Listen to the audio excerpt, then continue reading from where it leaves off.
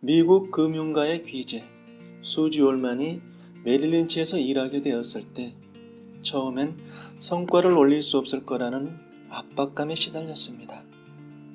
그녀는 그때까지 살면서 제일 많이 벌어본 돈이 고작 한 달에 $400였기 때문에 돈에 대해서 늘 자신감이 없었고 심리적 압박에 시달렸습니다.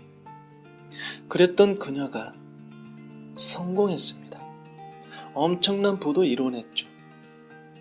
그녀가 오프라쇼에 나와서 자신의 성공 비결에 대해 밝힌 적이 있는데 요약하면 이렇습니다. 나는 우선 종이에 내가 원하는 모습을 적어보았어요. 나는 젊고 강하고 똑똑하다. 나는 최소한 한 달에 $10,000는 벌 수 있다. 매일 아침 출근하기 전에 반복해서 적었죠.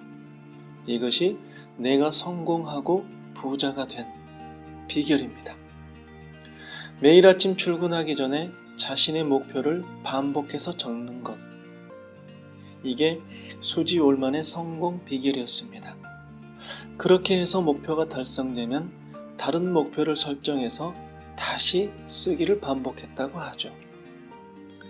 내가 원하는 것을 글로 꾸준히 써보았다. 대부분 항상 이루어졌다. 라고 말하는 사람들이 꽤 많습니다. 매일 꾸준히 기록해봄으로써 불가능해 보였던 일들이 현실로 이루어졌다는 사람들. 그들이 그렇지 않은 사람들과 다른 점은 딱 두 가지.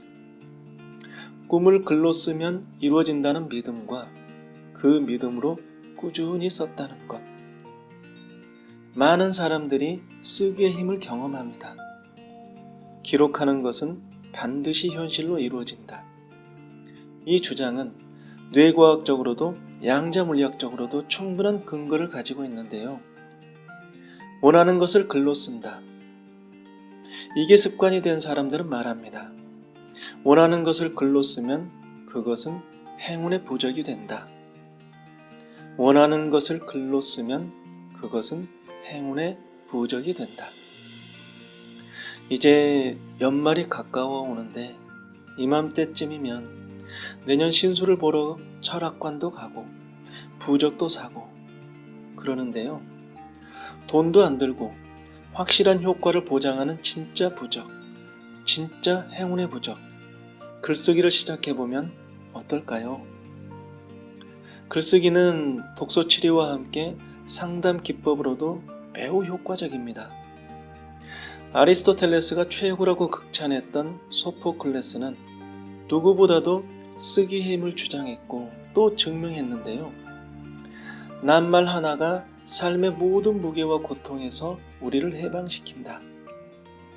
한 줄의 명언에서, 드라마나 영화의 대사 하나에서 위로를 받고 힘을 받고 우리가 자주 겪는 일이죠. 이렇듯 글이란 엄청난 힘을 가지고 있는데요. 쓰기는 그 힘이 배가 됩니다. 엄청난 슈퍼파워.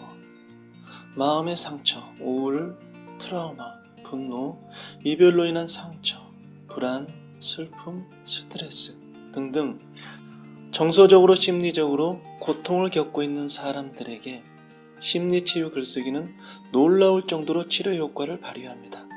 강력한 힘이 있죠. 그래서 코로나로 대면 상담이 걱정되는 분들에게는 줌을 통해 심리치유 글쓰기로 대체하기도 하는데 책도 잘 읽지 않는 사람인데 글쓰기가 웬 말이냐 하던 분들도 막상 시작하고 진행하다 보면 정말 좋아하고 효과도 아주 좋습니다. 사실 쓰기의 위력을 알고 있는 사람들은 의외로 많습니다. 그래서 효과적인 기록법, 과학적인 기록법 이런 제목들에 솔깃해지죠. 하지만 글쓰기를 통해 정말 목표를 이루거나 심리치유를 하고 싶다면 오히려 이런 방법들을 멀리하는 게 좋습니다. 왜냐하면 가장 좋은 기록법, 가장 효과적인 글쓰기는 일단 무조건 쓴다. 이겁니다. 글을 다듬어가면서 쓰는 것이 아니라 일단 쓰고 보는 것이죠. 우리는 보통 어떤 방법을 실행하려고 할 때, 안 하던 짓을 하려고 할 때 내면의 저항에 부딪히게 됩니다. 익숙한 방식대로 하고 싶은 게 인간의 본성이니까요. 심리치유 글쓰기도 마찬가지. 마음속에서 여러 잡음이 들려오죠. 이런 내면의 부정적인 비판자를 뿌리치기 위해서는 일단 쓰고 보는 것, 이것이 정답입니다. 그래도 글쓰기는 시작이 막연하고 어려울 수 있죠. 누구나 그럴 수 있어요. 하지만 일도 걱정할 게 없습니다. 낙서처럼 끄적이며 시작해도 좋고, 심지어 한 대 때려주고 싶은 사람 이름과 욕을 써도 좋습니다. 일단 써보기를 하면 그 이후는 신기할 정도로 자연스러워지죠. 하나의 팁을 드리자면, 오늘 나를 짜증나게 한 일은 무엇인가? 오늘 나를 기분 좋게 한 일은 무엇인가? 오늘 있었던 일 중에서 가장 기억하고 싶은 일은 무엇인가? 이 세 가지 질문을 써놓고 생각나는 대로, 느껴지는 대로, 손 가는 대로 자연스럽게 편하게 써보는 것이죠.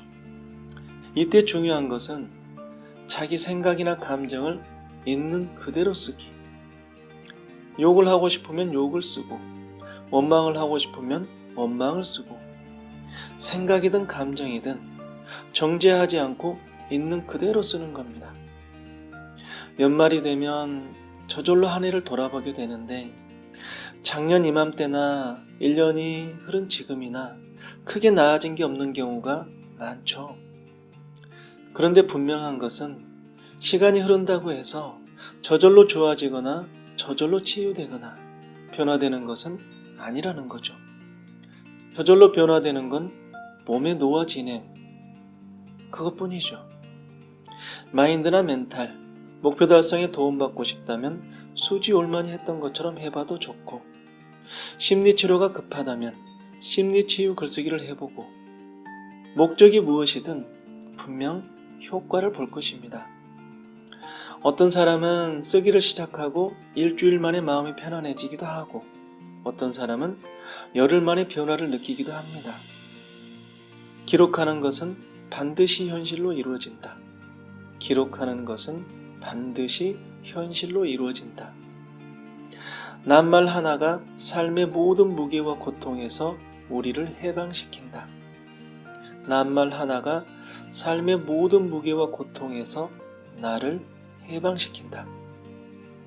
비록 2021년은 후회와 아쉬움 투성이라 해도 우리에게는 또 새로운 희망, 2022년이 다가오고 있으니까 지금부터 만능 해결사, 글쓰기를 시작해보는 건 어떨까요?